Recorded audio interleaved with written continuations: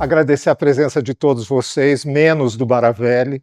E eu vou partir de uma frase que eu achei muito legal e que eu acho que você iria usar essa frase, além da pintura gato, teve uma pessoa, no caso Zé Rezende, que chegou aqui e fez um comentário que eu achei brilhante, assim, né?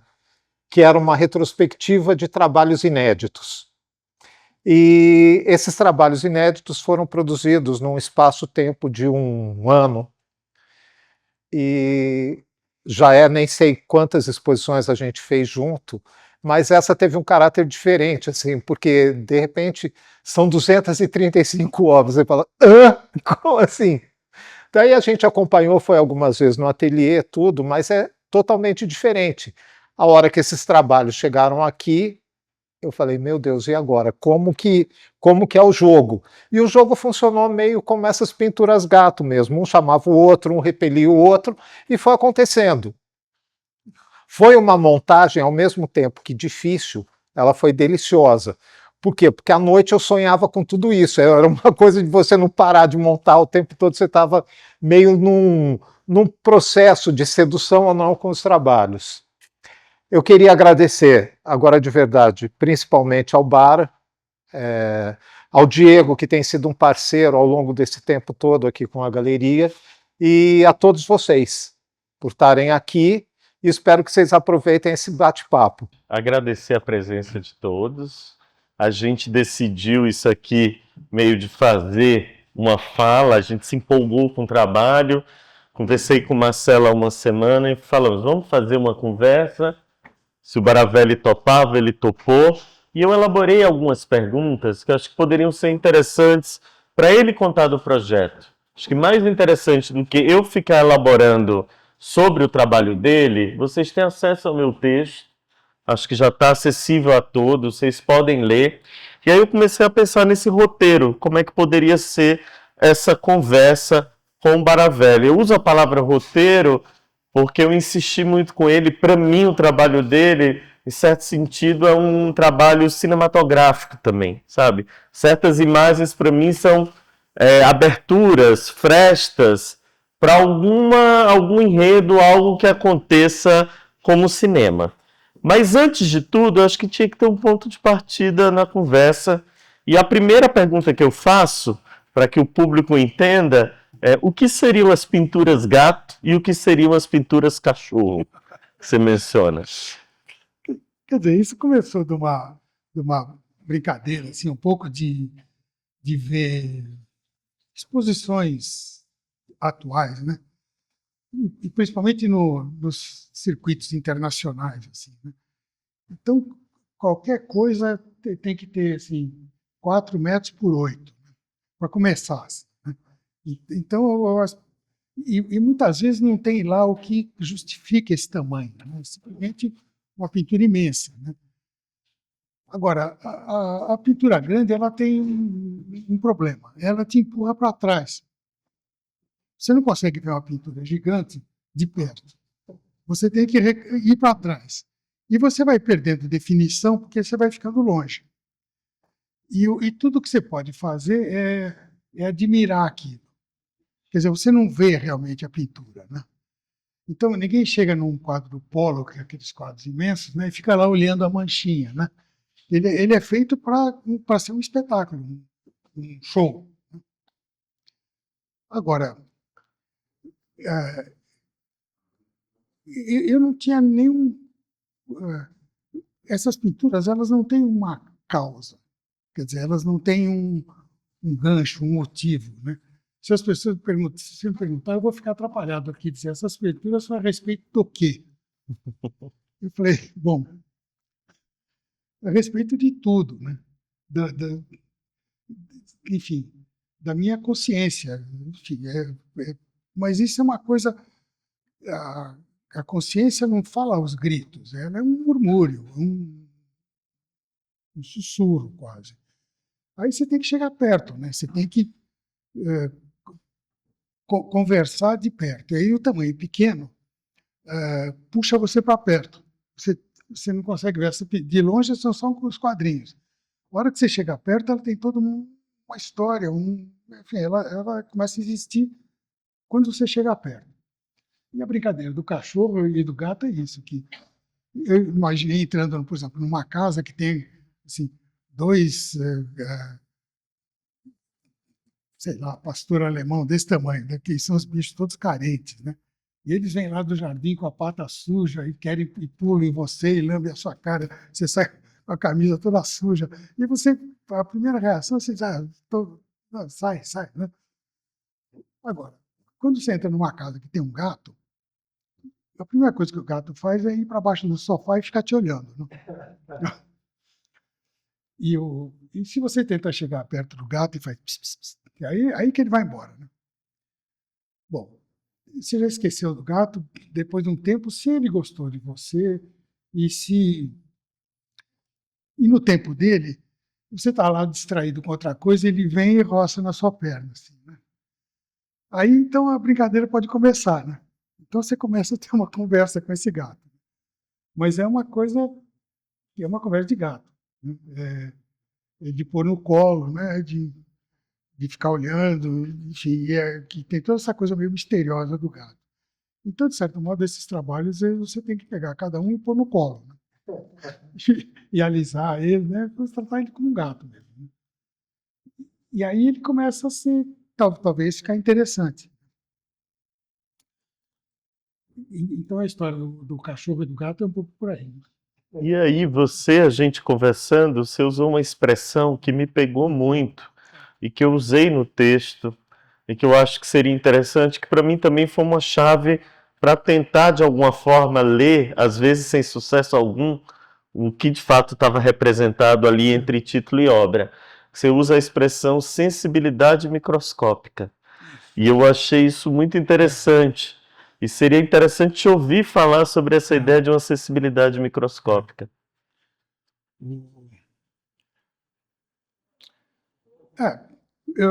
Uma coisa que ficou na minha cabeça há muito tempo, tem um artista americano que eu gosto muito, que é o Ad Reinhardt, que fazia aquelas grandes pinturas pretas, né?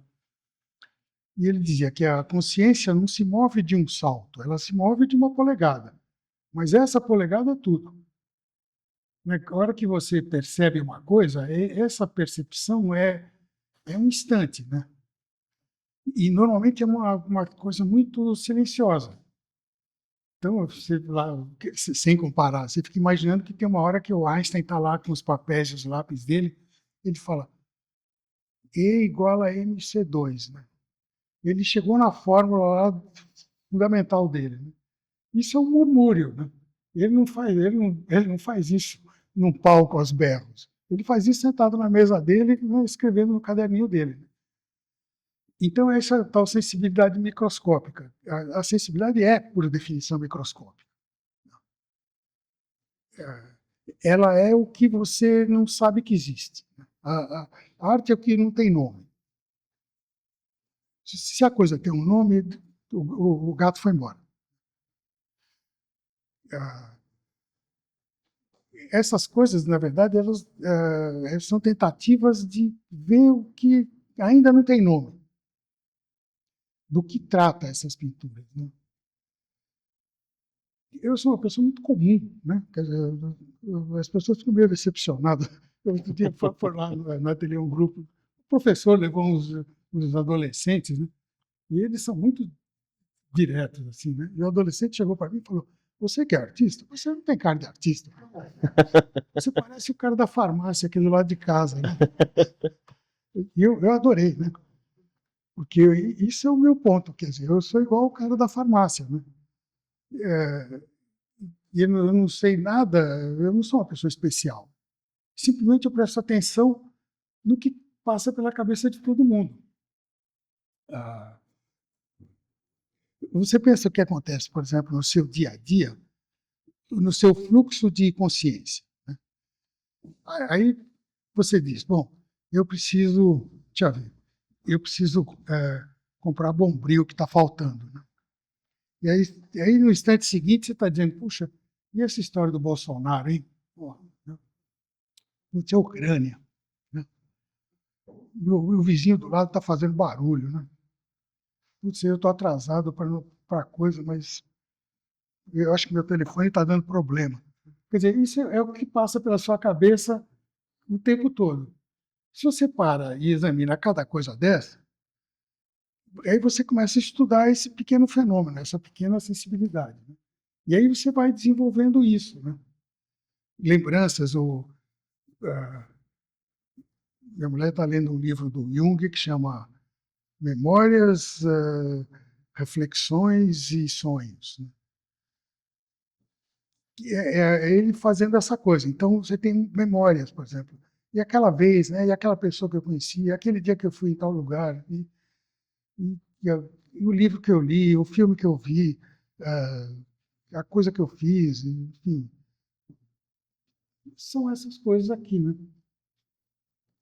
Uma coisa que você, já vou adiantar até um ponto que eu ia colocar antes, você tocou na palavra memória. E eu estava lembrando, eu comentei com o Marcelo um tempo atrás, que vários artistas que eu conheço consideram o seu bem maior, simbolicamente, a memória, que é o elemento mais importante. As pessoas falam, a questão da criatividade, a inteligência, mas que de fato é a memória que traz a possibilidade, ou talvez, digamos, o estopim, ou deflagre uma ideia para um trabalho. Sim. E eu queria entender para você qual a importância dessa memória, que você é uma pessoa que coleciona ou mantém no seu acervo pessoal tudo que, até os recortes de jornal dos anos 60, você me mostrou. Você tem pastas com esses recortes, você tem pastas com desenhos, e tudo está muito bem arquivado. Sim, E eu acho que isso aqui é fruto também desse exercício de olhar para esse passado. Bom, a sua memória, isso não se aplica só aos artistas, mas para qualquer pessoa. Você é a sua memória. A coisa mais triste do Alzheimer, por exemplo, é que você vai perdendo a memória, e, inclusive no fim você não sabe nem quem você é, né? Você deixou de existir, assim, né? Isso vale para todo mundo, né? Agora, eu estudei com o Wesley Duke Lee há 50 anos atrás, né? Mais.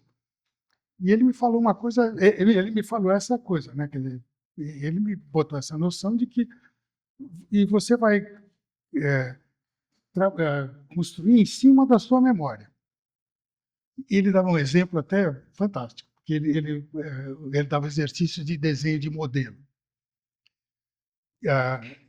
Então, você desenha modelo, por exemplo, né? Digamos que eu estou desenhando o Diego. Então, ele está aqui, eu botei minha prancha de papel aqui, e aí eu olho para ele, né? Eu digo, bom, a curva da cabeça é assim. E a hora que eu olho para o papel, já é memória. Eu já não estou mais olhando para ele, eu já estou guardando o que eu acabei de ver. E aí eu digo, bom, então era assim a curva. Aí volto lá de novo. Aí está a haste do óculos. Memória de novo, a haste do óculos. Agora, a sua memória tem uma coisa curiosa, porque você lembra com precisão cristalina de coisas de quando você era garoto desse tamanho, né? E ela trabalha o tempo todo, porque você esqueceu coisas de 15 dias atrás, mas você lembra de coisas de 50 anos atrás, né? E a hora que ela entrou na memória, ela entrou no banco de dados, né? Quer dizer, ela está dentro do seu sistema. E você tem acesso a isso tudo permanentemente, né? Então, eu estou somando o desenho que eu estou fazendo agora com a lembrança que eu tenho de 50 anos atrás, né? Quer dizer, está tudo... O cérebro, maravilha, como é que ele consegue fazer isso? Você pular dessas coisas e juntar essas coisas todas, né? Eu imagino até que existe, eu falei no Pollock, né? Por exemplo, até uma especulação curiosa é que ele talvez tentasse fugir disso. Quer dizer, ele estava tentando fazer um trabalho sem memória, que era um gesto do instante. Quer dizer, ele estava tentando eliminar o passado, de certo modo, se eliminar, né? Porque a hora que você elimina a memória, você se eliminou, né? Você é só aquele momento. Né? É romântico para burro, né? Mas também ele é muito pouco construtivo, né? Em outras palavras, você não aprende nada com o Pollock. Não tem o que aprender ali. Porque você aprende com a memória dos outros. Né? A hora que ele elimina isso, ele te impede de... Quer dizer, aquilo é aquilo e é só aquilo. Aquilo é tudo e está ali. Né? E você... É curioso, né, olhar o trabalho dele. E aí ele pede mesmo esse tamanho grande. Né? Ele, quer dizer, ele quer fazer dessa anulação um testamento. Assim, né? Agora, bom, a gente disse, eu estou falando do Pollock, né, mas ele é uma pintura terminal, né? Porque você não pode estetizar aquilo, você não pode construir nada em cima daquilo. Ele, de certo modo, ele se matou, né, com uma solução muito elegante, né? Porque senão o que ele iria fazer depois? Eu sempre tenho o que fazer depois, porque eu funciono em cima da minha memória. Agora ele não, né? Então o romantismo dele realmente é lindo, né? Mas corajoso. E aí vai lá, fica bêbado, guia o carro que nem um maluco e se mata, né? Uma beleza. Agora aqui você imagina o inverso disso. O inverso aqui é você construir dia a dia em cima dessa acúmula de informação que é você, que é a sua memória. Uma coisa que eu achei interessante ser colocado, o dia a dia, que foi algo que a gente conversou, e eu até comentei com o Marcelo, eu fui fazer as contas, depois que o Baravelli me contou o tempo que ele tinha feito esse trabalho, é praticamente um quadrinho por dia, ou um dia sim, um dia não. Então, uma pessoa que está num trabalho e talvez numa subversão do tempo, criando uma rotina. As pessoas acham romantismo esse lugar do artista, mas eu percebo que o Baravelli tem uma rotina muito clara dia a dia de trabalho. Ele tenta, é o farmacêutico. E eu queria que você contasse um pouco dessa rotina, porque alguns dos quadros você me indicou a memória, por exemplo, da Orla de Santos, a lembrança de um poema que você leu, depois a gente fala um pouco de literatura, e como isso vem no teu processo de trabalho, porque acho que tem esse estralo, vem uma ideia e você, às vezes você abandona um para começar outro, aí retoma aquele outro, e tem essa coisa da rotina, do seu dia a dia, que eu acho que faz com que você tenha essa produção que a gente está vendo hoje. Agora, em termos práticos, é uma coisa curiosa, né?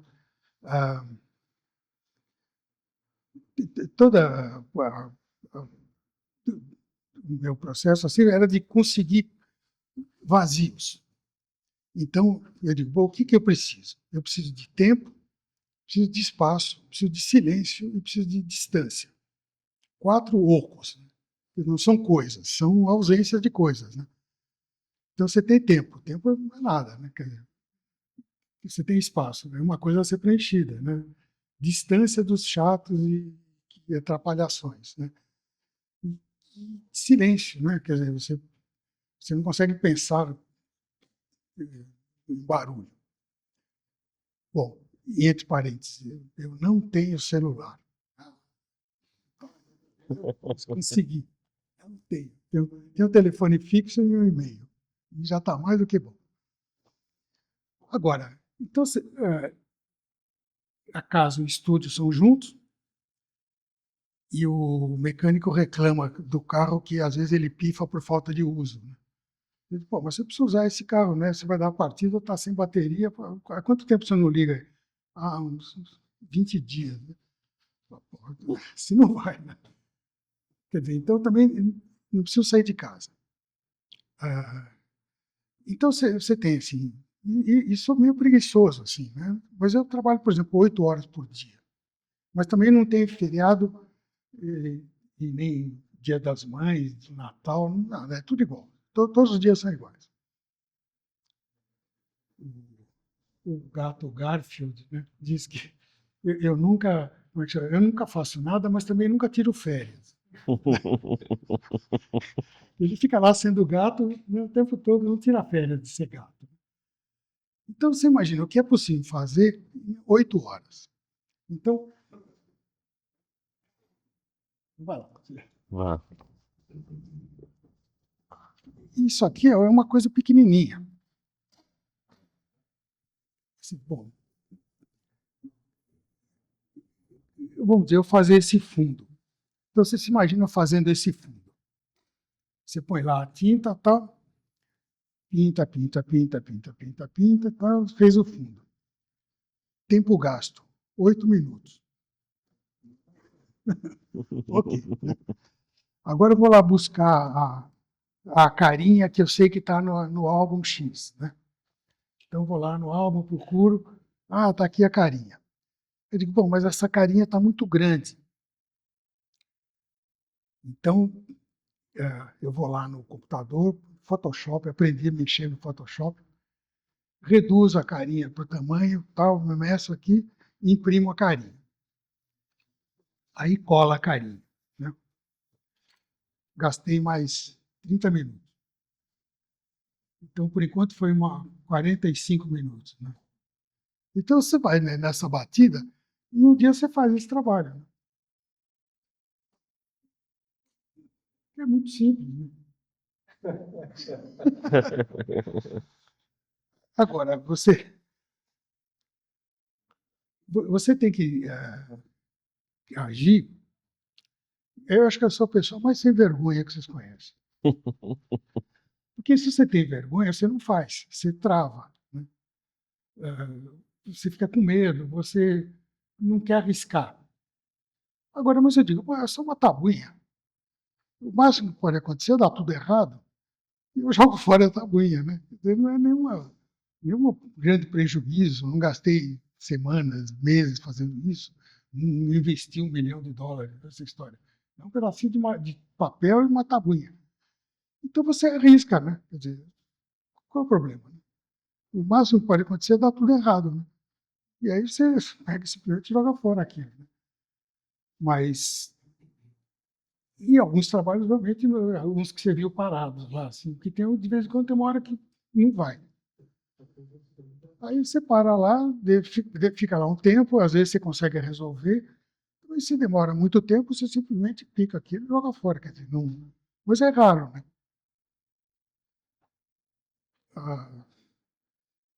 Então, essa produção toda não é nenhum milagre, não. Quer dizer, as pessoas, qualquer pessoa pode fazer isso.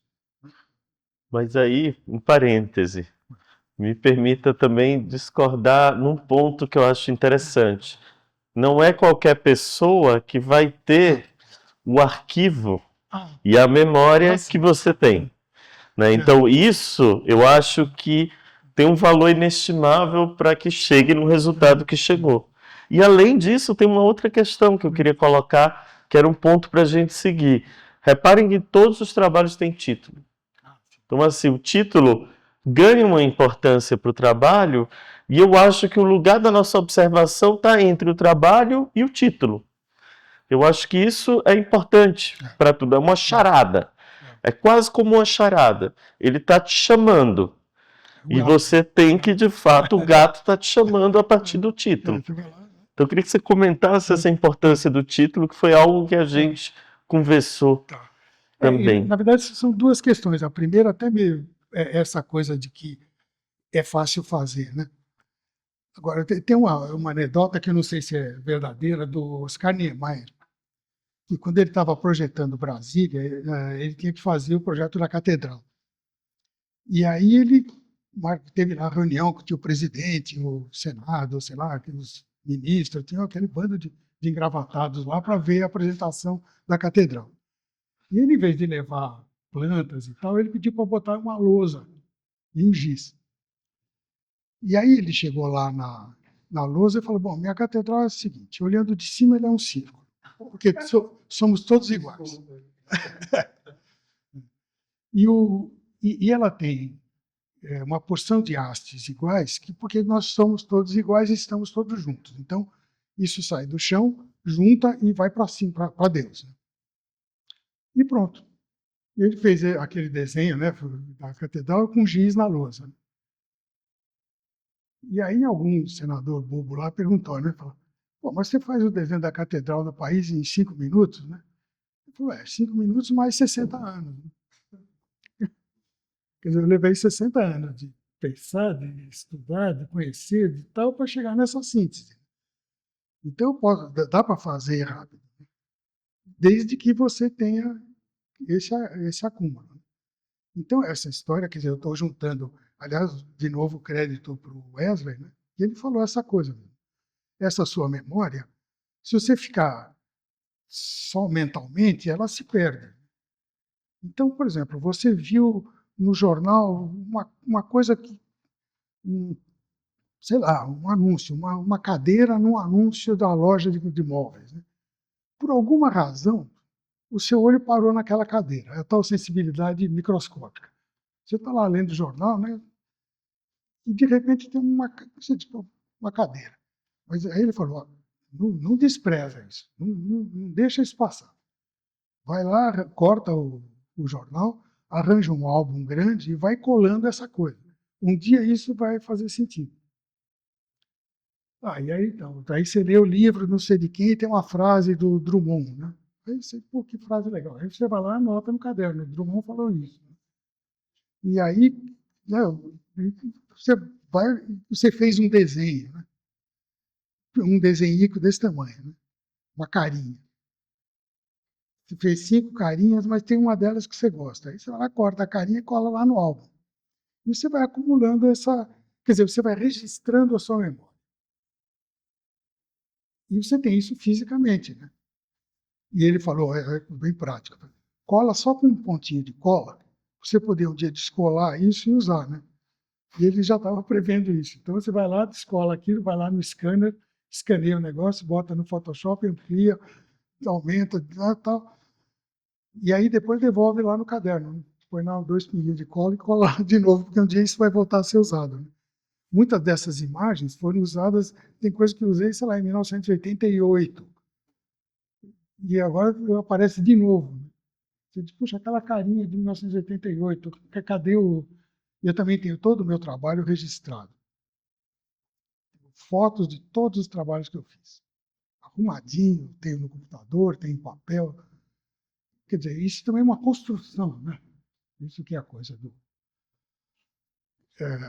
Então fica fácil, né? Agora que você tem esse almoxarifado gigante, né? Você diz, eu preciso de tal coisa. Você sabe onde é que está, vai lá e pega. Né? Agora, é um trabalho da vida inteira. Assim. Um rapaz genial de 20 anos não faz isso aqui. Ele não tem, por mais genial que ele seja, ele não tem esse acúmulo de tempo, né?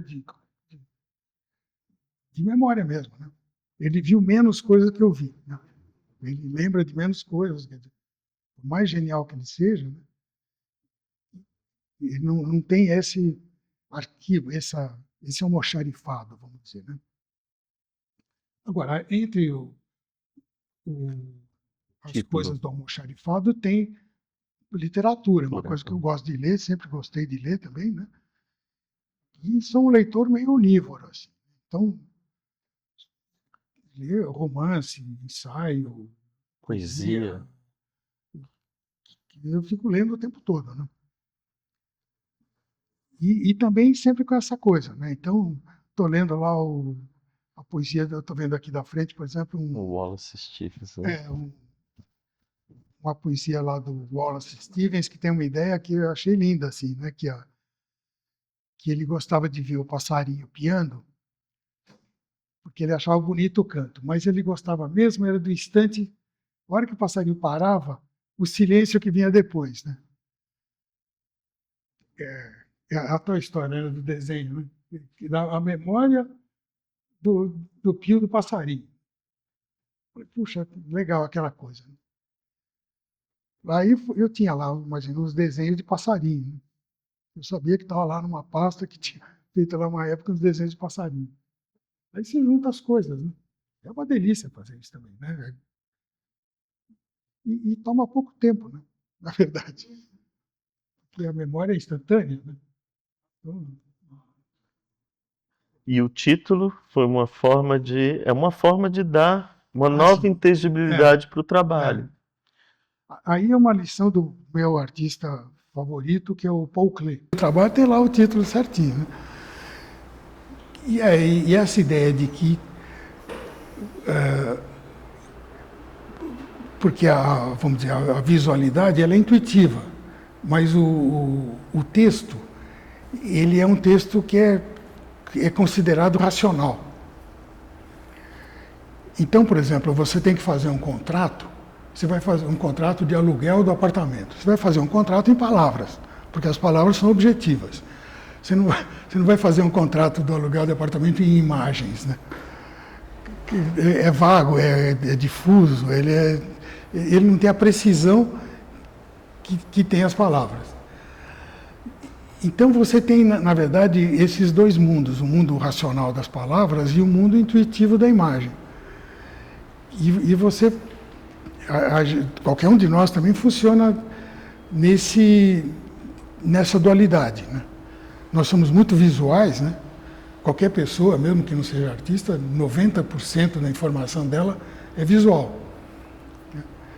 E ela vive no mundo das palavras, da racionalidade, da lógica mecânica das palavras. E você tenta juntar as duas coisas, né? Então qualquer pessoa funciona nesse limite, nesse vão entre as palavras e as imagens, né?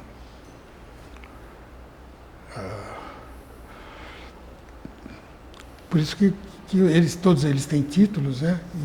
E realmente tem essa fresta por onde você entra neles, né? Isso me fez lembrar também outra coisa que me marcou muito no segundo encontro, quando a gente conversou. E aí eu até peço desculpa, gente, que nós que trabalhamos com curadoria acabamos usando palavras que viram cacoetes, chavões, que às vezes não fazem qualquer sentido. E eu estava com Baravelli e aí me peguei usando a ideia de que você olha para o trabalho e você estabelece uma negociação, um embate com o trabalho. E aí você me disse, embate não, o trabalho é um encontro com o quadro, é um encontro amoroso. Ah, sim. E essa ideia do encontro amoroso, eu achei interessante trazer para cá, você até me deu uma explicação muito interessante, que há um jogo de sedução entre o que está sendo apresentado e o espectador que está vendo. E aí eu trouxe isso para mim, ficou meio que com uma obsessão.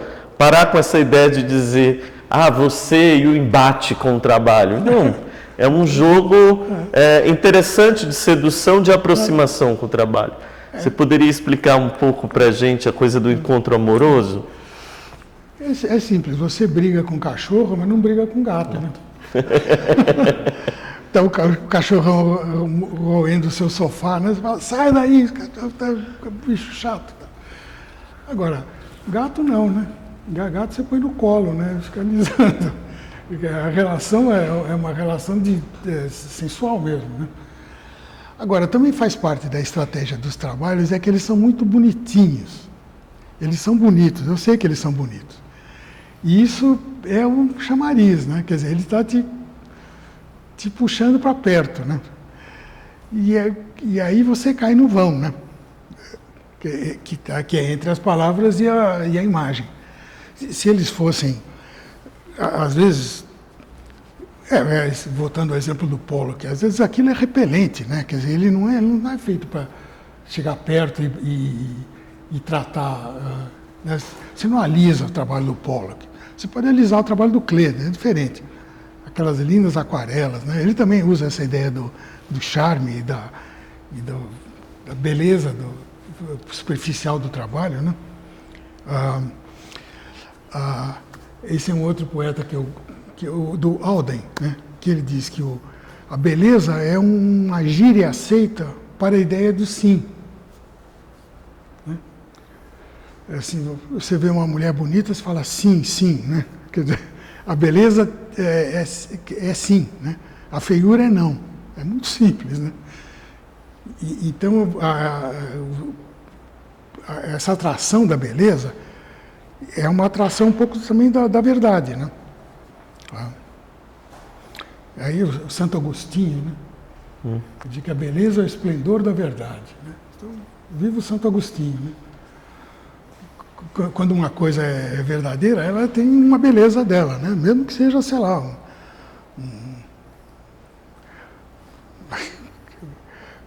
as pessoas ficavam estetizando a explosão lá das torres gêmeas, né? Elas são lindas, né? E aquilo é uma verdade, né? Por mais que você fale, você fica vendo aquelas imagens, né? O avião chegando e aquele troço caindo. Puta, lindo, né? Agora, a verdade é terrível, né? Claro, imagina. Mas há uma beleza ali, né? Então, quando uma coisa é verdadeira, ela é bonita, né? E vice-versa, né? Então, eu fico mais ou menos caprichando lá, né? Dizer, bom, vamos botar a corzinha certa, né? Para ficar bonito, né? Eu me lembro que você falou de uma outra expressão. Depois tem uma história que eu achei muito interessante, aí completa com a história, que você me deu aquela expressão em inglês, que é muito voltado para a literatura, que é suspension of disbelief, ou a suspensão da descrença. Então, se você deixasse a descrença de lado e se permitisse diante do trabalho. E, se eu não me engano, isso é do século XIX, depois eu fui atrás, e é algo que está ligado à literatura.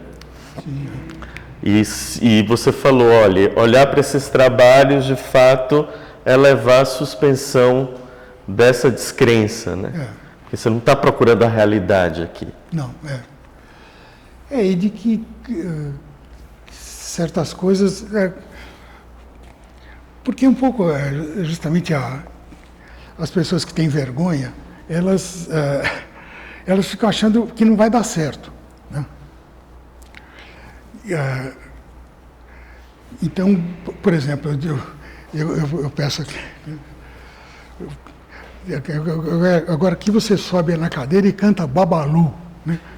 Você vai dizer, não vai dar certo, né? Eu não vou conseguir, né? Agora, você vai conseguir cantar Babalu se você suspender essa descrença, subir aí e falar Babalu, aiê, né? Pô, então você criou esse instante de liberdade que é a suspensão da descrença, né? No fundo, é outro nome da palavra liberdade, né? De você parar de achar que não vai dar certo.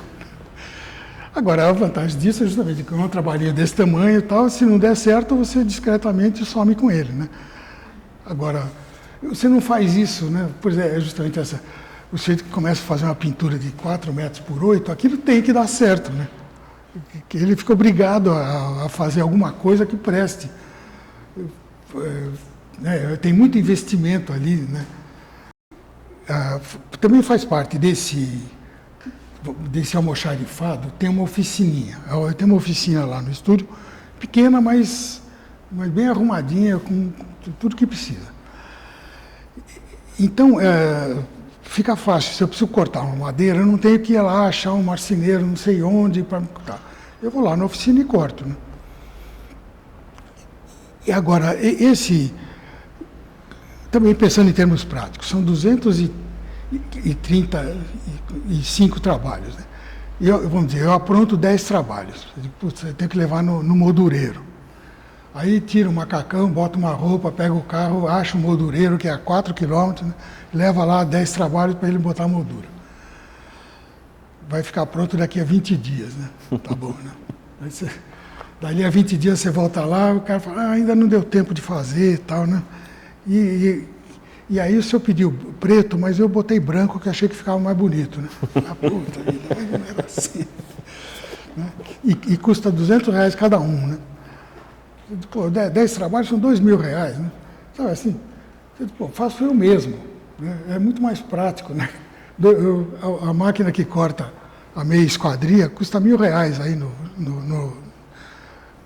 Leroy, né? Então é muito simples, né?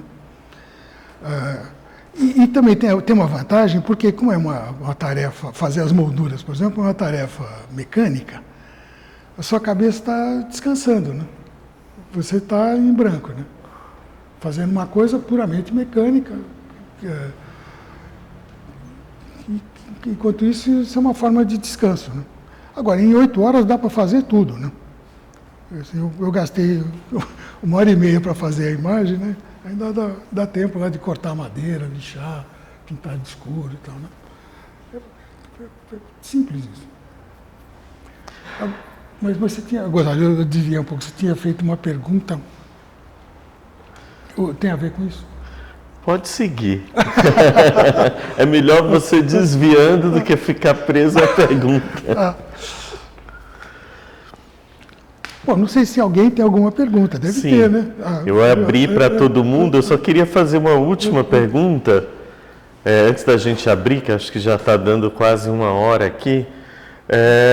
Você falou da relação com a literatura e com a poesia, que eu acho que está presente. Mas uma das primeiras conversas que a gente teve foi sobre música. Também, E a gente falou dessa relação musical que, de alguma maneira, está presente no seu trabalho. E você me contou uma anedota do Thelonious Monk. E aí eu lembrei de uma anedota de um outro pianista também para trazer aqui. Tá bom. Que é do Bill Evans. Aí você conta para todo mundo do Thelonious. Tá. O Bill Evans, que é um super pianista, digamos, um pouco mais novo que o Thelonious, mas contemporâneos, ele foi dar uma entrevista para uma TV sueca. E aí um rapaz o abordou e perguntou, mas como é que você faz para tocar piano? Como é que você toca de um jeito totalmente diferente? Aí ele disse assim, passe 30 anos da sua vida tocando piano 12 horas por dia. Aí você vai descobrir uma forma de tocar piano diferente dos outros. E eu acho que é uma analogia também a um contexto de um artista que está atuando há mais de 60 anos e essa memória está aqui viva, presente nesse conjunto de trabalhos. Agora do Thelonious, que eu acho até mais divertida. Bom, porque o Thelonious Monk era uma figura, porque ele era assim, mal-humorado, assim, né? Era um sujeito estranho. Assim. E aí ele estava fazendo um tour na Alemanha. E aí um repórter lá, meio ingênuo, né, pergunta para ele assim, tinha um intérprete, né? Então ele pergunta via intérprete. Fala, Mr. Monk, qual que é a essência do jazz? Aí o intérprete traduz e o Thelonious Monk fica em silêncio, né? Aí ficou aquele silêncio meio incômodo. Depois de um tempo, uns minutos, aí o repórter pergunta pro intérprete, ele não entendeu? E aí o Monk fala, não, eu já respondi. Quem não entendeu foi você, né? Quer dizer, a resposta é esse silêncio, um instante depois, né? Um instante depois, a coisa do silêncio que faz você entender, né? Esse pequeno salto, né? Tudo isso se liga, né? Essa ideia desse pequeno salto que é a sua compreensão, né? E ele é feito em silêncio, né? Necessariamente, né? Agora, e também da ideia do jazz, que é a minha forma de música favorita, né? Vem essa ideia do improviso. Né? No caso do Bill Evans, né? Que era um tremendo técnico, né? E ele, quando você tem essa técnica fantástica, eu pensar também no, sei lá, Oscar Peterson, né? Que tem uma técnica absurda, e improvisa o tempo todo, né? Quer dizer, ele se permite improvisar porque ele tem recurso técnico para isso, né?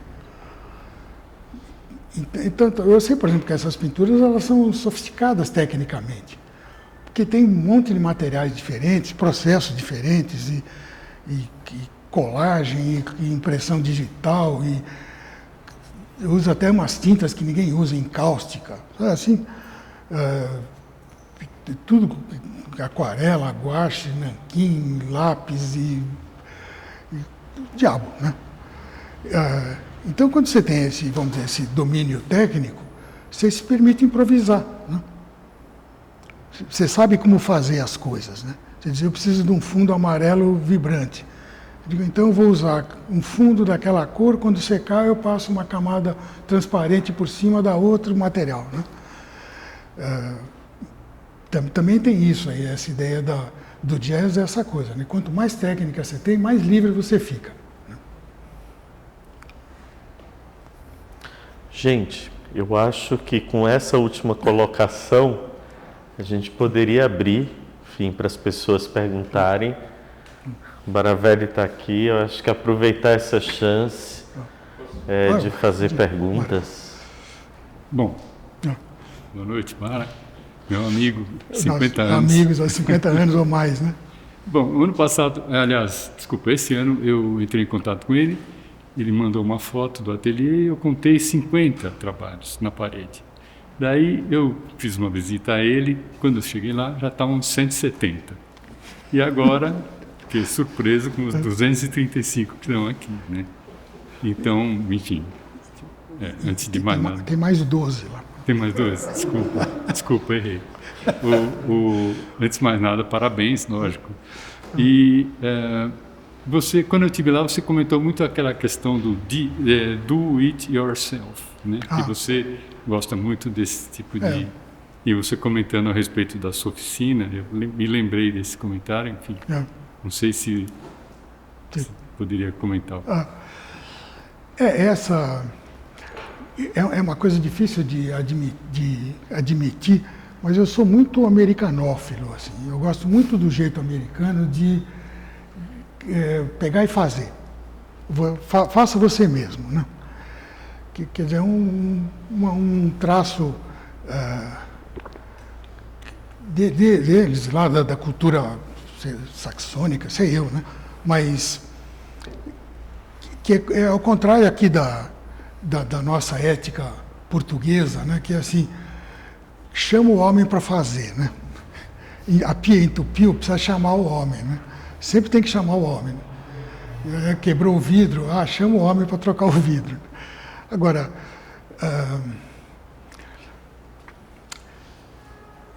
o Picasso dizia uma coisa curiosa assim, que ele diz: hoje eu tenho muito dinheiro, mas na verdade eu sou um pobre com muito dinheiro. E eu não sei o que fazer com o dinheiro. Ele tem uma foto ótima do David Douglas Duncan, que ele tinha um grande armário daqueles, enfim, um armáriozão de madeira cheio de dinheiro. Ele não confiava em banco também, então ele vendia os quadros lá ele recebia em espécie, embrulhava em jornal e guardava no armário. E tinha uma cabra, ele prendia uma cabra no armário que era para guardar, era o guardiã do dinheiro dele, era uma piada lá dele. Mas ele dizia assim que o pobre faz tudo, ele está acostumado a trabalhar. O pobre se vira, ele não depende dos outros. Então, você ser artista é você ser pobre. Você pensar como pobre. Né? Que eu vou fazer, vou economizar, vou guardar as coisas. Né? Os pobres guardam barbante, guardam elástico, guardam tudo. Né? Saco de lixo. Né? Para ter, né? Porque você vai precisar, né? Naquele um dia. Né? O rico não precisa de nada. Né? O rico tem, né? Mas o pobre precisa de ter as coisas. Né? E, inclusive, essa memória toda. Né? Também faz parte desse raciocínio do pobre, né? De guardar as coisas e ter isso organizado e pegar e fazer. Né? Não depender dos outros. Então, um pouco essa ideia. Não é uma ideia assim... Eu acho que é uma ideia central do artista, né? Ou desse tipo de artista. Os artistas que são pobres, qualquer que seja a quantidade de dinheiro que eles tenham. Né? Aliás, artista não tem uso nenhum para dinheiro. Né? O que eu vou fazer com dinheiro? Pensa um pouco. Se me dá uma mala cheia de dinheiro, você me cria um problema, né? Você não está me resolvendo nada. Né? Porque primeiro, não consigo nem carregar a mala, né? Estou com o joelho ruim, né? Fica pesado. Não tenho de guardar. Eu fico com medo que venha ladrão roubar e me dar um tiro para ficar com a mala de dinheiro. Se eu querer comprar um Porsche amarelo, e daí? O carro não. O outro reclama que eu não uso o carro, o que eu vou fazer com o Porsche? Nada. Não tem uso, o artista não tem uso para dinheiro. Né? Você tendo o básico, né? Alguém mais, gente? Eu faria uma pergunta. A gente que te ouve, desde o tempo que eu te ouço, que eu dou risada, né? Porque você nos faz rir, você tem humor, né? Agora, eu perguntaria assim, nós daqui de fora vemos o seu humor. Agora, eu estou perguntando de dentro para fora, de você para o mundo. Como é que você elabora esse humor? Você tem a intenção de ter humor espontâneo? Como é que nasce essa história do humor? O curioso é que, em termos médicos, por exemplo, o humor é um líquido lubrificante, né? Você tem o humor aquoso, né, que é a sua lágrima, que permite que a sua pálpebra deslize, né, fluidamente, né? Então, o humor ele é o lubrificante, quer dizer, é o que elimina o atrito. Ele faz as coisas fluírem, né? Quer dizer, a pessoa, o encrenqueiro, ele não tem humor, né? Ele cria atrito, ele é áspero, né? As superfícies grudam uma na outra. É uma técnica também, né? De você... no fundo, é uma técnica de você viver bem, né? Viver bem. Você tem o mínimo de atrito possível, né? Vida longa, longevidade. E também você, quer dizer, você vive mais tranquilo, né? Porque eu não brigo com ninguém também, não tenho por que brigar com alguém, né? Discutir, encrencar com nada, né? O humor é um pouco isso, é mais a fluidez da coisa, né? Que não é exatamente uma piada, né? O humor não é piada. O humor é uma atitude mesmo de disponibilidade e fluência mesmo, né? Que vale para todo mundo, e não é só para artistas. É um jeito de fazer as coisas correrem, né? Quer dizer, quando você ri é porque você, vamos dizer, a ideia chegou em você, né? Se ela não flui, ela não corre, não chega, você não ri, não é nada, né? Ela é realmente o veículo, né? Agora, mas tudo isso é técnica também, né? De você criar essa ideia, né? Quer dizer, nessa situação, o que eu vejo que pode ser de humor, né?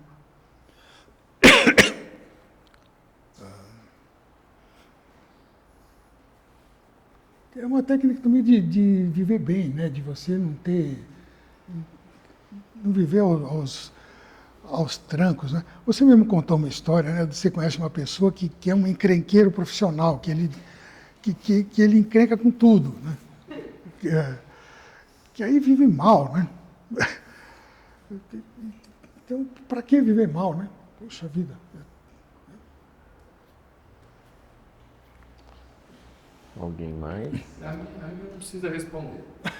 Mas, eu fico pensando quando eu vejo artistas assim, para pôr essa criatividade toda para fora, assim como os compositores eruditos, é possível, deve ter alguma coisa para ajudar isso. É só café forte, não é? Aditivos. Põe o licor 43, ou... Fico pensando se não tem uma Maria Juana, alguma coisa, que não é possível, né? Tanta criatividade. É curioso, porque você... de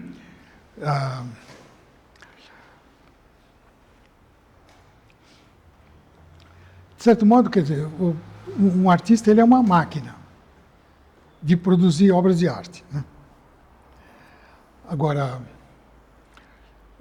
quer dizer, essa máquina ela tem que ser, como toda máquina, ela tem que ter manutenção, né? Ela tem que ter um bom projeto, né? E ela tem que ter manutenção. Agora, então justamente essa manutenção é não forçar a máquina. Então, por exemplo, essa ideia de que artista é drogado, né? Se você envenenar o carro, você estraga o carro, né? E ele vai funcionar bem se ele estiver dentro do padrão dele, né? E você não... também tem, aliás, uma história de um... Quem que era? um campeão de Fórmula 1 antigo, que ele dizia o seguinte, que ele sempre ganhava as corridas porque ele não pedia 100% do carro, ele pedia 90%. Se você pedir 100%, o carro quebra na primeira volta. Quando você vai ter que controlar o desgaste, o quanto você está forçando a máquina. Né? Então, aliás, aí é o exemplo do gato. Né? Quer dizer, o gato é o bicho mais preguiçoso do mundo, é o mais, vamos dizer, conservador. Né? Porque ele está sempre dentro do limite. Né? Ele sempre tem reserva de potência, isso que é a palavra, já que estamos falando em carro aqui. Né? Então, o problema é cuidar muito bem da máquina. Eu durmo mais de 10 horas por dia. Bebo um cálice de vinho no jantar, só. Come o mínimo possível.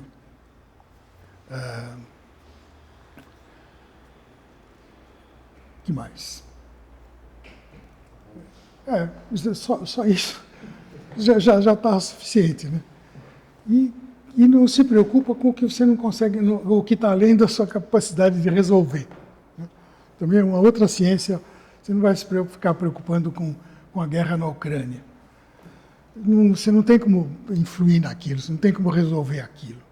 Então você sabe que existe, você fica lá vagamente querendo que aquilo acabe, que a paz volte, né? Mas não é uma coisa que te preocupa, né? Você...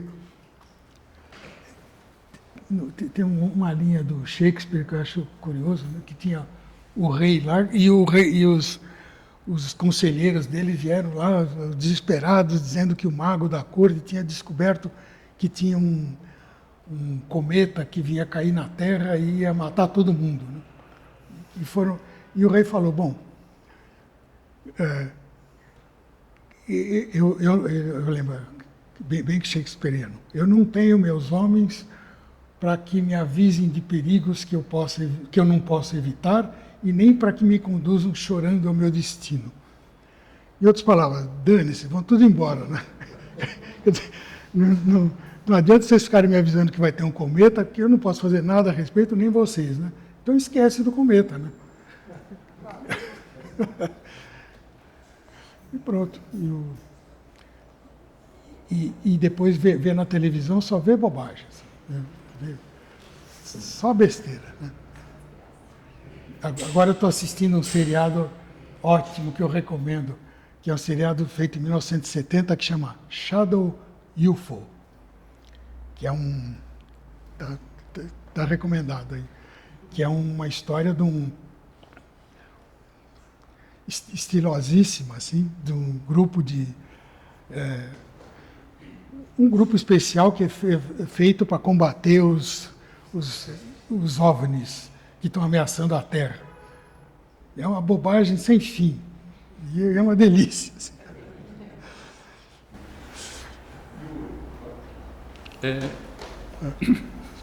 Tem aquele conto do Jorge Luiz Borges, que é o Funes, o Memorioso. Memorioso, né? Enfim, que é uma pessoa que não consegue se libertar da memória. Né? Você falou da questão da Ucrânia, eu me lembrei desse conto, né? Quer dizer que lidar com essa memória pode ser também uma forma de defesa, de autodefesa, enfim, né? De você conseguir manter o bom humor, enfim, conseguir manter uma saúde mental, digamos, né? Como se fala hoje em dia. Exatamente. Né? Na verdade, por exemplo, eu fico achando, não sei se tem alguém aí do ramo psicanalítico aí, mas eu acho que a arte é o simétrico da loucura. Né? Ela é consciência em estado puro, assim, limpa, né? Na verdade, o Oscar Wilde dizia que o segredo da vida é a arte, né? Quer dizer, você aprende a vida na arte, né? A arte serve, para isso que servem essas coisas todas, né? Para a gente pensar na vida, né? Senão são só uns tabuinhas pintadas aí, né? Se não isso é explícito, se não é explícito essa função social dela importantíssima, né? Que é ensinar você a viver, né? Por exemplo, você aprende a tragédia com o Shakespeare, o drama com o Beethoven, sei lá eu, a sensualidade com Matisse. Eles são os professores da vida, né? Eles estão te ensinando a viver, né? Que só para isso que vale a pena fazer, só para isso que vale a pena ver e ter isso, né? Senão nós estamos aqui perdendo tempo, né?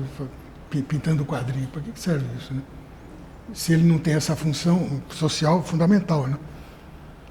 Onde é que você vai aprender a viver? Você viaja? Você Nunca. falou da música, da poesia, da literatura.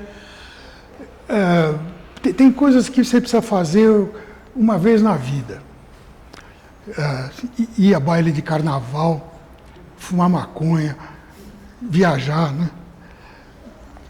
E o resto você faz por triangulação. Do tipo assim, isso aqui é uma garrafinha d'água, né? Eu digo, bom, então isso é uma garrafa d'água, eu bebo e tem água. Bebi uma vez, aprendi. Agora, eu vejo uma outra garrafa d'água, eu não preciso abrir e beber. Eu faço por triangulação a partir daquela experiência, né? Então, você foi num baile de carnaval, você não precisa ir em outros. Você já viu tudo, né? Isso você vai lá com a mente aberta para aprender o que acontece, né? E o resto é tudo a mesma coisa também, né? Às vezes umas coisas perigosas, né? Sei eu. Alpinismo. Uma vez subi a Pedra do Baú, lá em Campos de Jordão. Sem condição nenhuma, um troço perigosíssimo. E pronto, nunca mais, né? Não vou virar alpinista. Quer dizer, você tem que aprender com a própria experiência, né? E na maioria das vezes, uma vez é suficiente, né? Então, por exemplo, você viaja, ainda mais agora, né? Então você viaja para qualquer lugar, eles são todos iguais agora, né? Não tem mais esse choque do novo. E aí, o que você faz antes de viajar? Você vai lá na internet e procura todas as informações possíveis, né? Tem aqueles sites assim, Walking in Timbuktu, né? E você fica lá andando em Timbuktu, né? Você diz, pô, eu já andei em Nova York uma vez e agora estou andando em Timbuktu, não preciso ir para Timbuktu andar lá, né? Eu sei como é que é, né? Eu estou triangulando, né? Estou aprendendo por analogia. Então, viagem também, agora ainda mais, ficou cada vez mais dispensável, né? A internet é uma revolução maior do que foi a imprensa escrita, eu acho. Do que a imprensa, como é que chama? O tipo móvel, a imprensa. Impresso. A imprensa, né? Que ela é instantânea, ela aconteceu em 20 anos aqui, você tem acesso a simplesmente tudo, sem sair do sofá, né? Então, é uma loucura, assim, então, muitas dessas coisas, né, você está dispensado de fazer, né? O artista é um bicho muito caseiro. Todos os artistas que eu conheço eles são bichos de ateliê, né? Quer dizer, não é que você vai atrás do mundo, o mundo vem para você, é diferente. Você é centrípeto, não é centrífugo, né? Tem as pessoas centrífugas, né? Eu quero conhecer 100 países, né? São essas pessoas que são viradas para fora. Agora, os artistas, o Picasso também dizia que o artista tem o sol na barriga, ele tem a gravidade, né? Ele puxa as coisas, né? Então, todas essas coisas são puxadas, né? Aliás, por exemplo, a ideia do desenho é muito isso, né?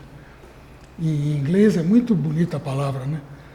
Você faz drawing, e draw é um sinônimo de puxar, né? Uma gaveta, por exemplo, é um drawer, né? É uma coisa que você puxa. Então, se eu estou desenhando o Diego, eu estou puxando ele, né? As pessoas primitivas ficam com medo da fotografia, porque ela vai roubar a alma deles, né? Ele vai puxar para dentro daquela caixa preta a alma deles, né? Que é mais ou menos o que o artista faz, ele puxa as coisas para dentro de você, assim, né? Na medida que você registra uma coisa, você está se apossando dela, né? Eu desenho um passarinho, esse passarinho é meu, né? Peguei o passarinho, né? Eu puxei ele, né? Você falou isso sobre, né? Puxou o passarinho para você. Eu lembrei do desenho dos rostos, Sim. né? Grandes. Esquecendo o gato e o cachorro, esses pequenos formatos, né, nos atraem e realmente eles seduzem, né, para você ir lá olhar de pertinho. E os grandes formatos, você deu o exemplo do Pollock, que não é o caso, porque os seus são figurativos, assim como a série cinza, né, ela também atraía, apesar de enormes, aquelas telas, na verdade não eram telas, né, eram madeira, mas atraíam, porque sempre tinha um detalhe a mais, tinha alguma coisa, né? Essa ideia de puxar, né? Mesmo em grandes formatos, eu acho que também atraía para a gente chegar perto, né? Sempre tem essa ideia da atração, né? Nesses desenhos dessas caras, é porque elas estavam muito perto, né? Eu fazia experiências, eu fiz muito desenho de modelo, né? Então tem uma coisa, hoje em dia você precisa, às vezes fica difícil confessar isso, mas eu sou heterossexual. Enfim, hoje em dia está meio fora de moda, né? Você sei essas coisas, né? Mas eu gosto das mulheres, né? E elas me atraem. Então eu tinha modelos, por exemplo, muito bonitas, né? Que eu queria chegar perto, né? Agora, tem uma história, não pode encostar, né? Você pode chegar perto para ver, né? E aí fui fazendo desenhos cada vez mais perto, e tem até uma série que eu fiz, que são de tão perto que eu só conseguia ver, porque o seu foco é uns 10 centímetros, né? Quando você chega a 10 centímetros do rosto da pessoa, normalmente você fica olho com olho, você só vê o olho, né? E eu fiz alguns trabalhos que eram íris. O Marcelo viu esse, né? Eu desenhava a íris da modelo, né? Que era a coisa que estava aqui, assim, né? E que era o tão perto que você consegue chegar, né? E que é um jeito de você se apossar daquilo, né? Quando você quer uma coisa, você puxa ela para você, né? Se eu quero tal Porsche amarelo, eu quero ele para mim, né? Eu quero botar a mãozona no Porsche amarelo, né? Porque eu peguei ele, né? Eu chupei ele para mim, né? Então, quando você quer uma coisa, você puxa ela, né? E você vai registrando essa puxada, né?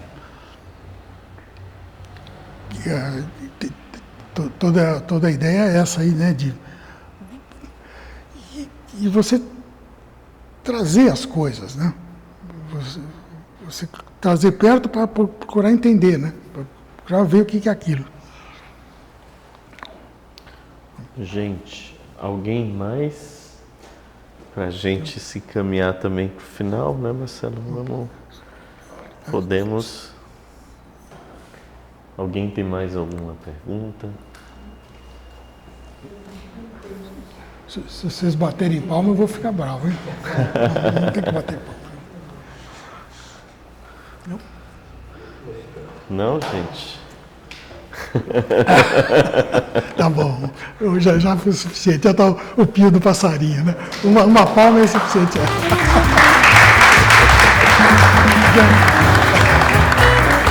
sugiro que vocês vejam a exposição um pouco também. Trabalho a trabalho. É isso.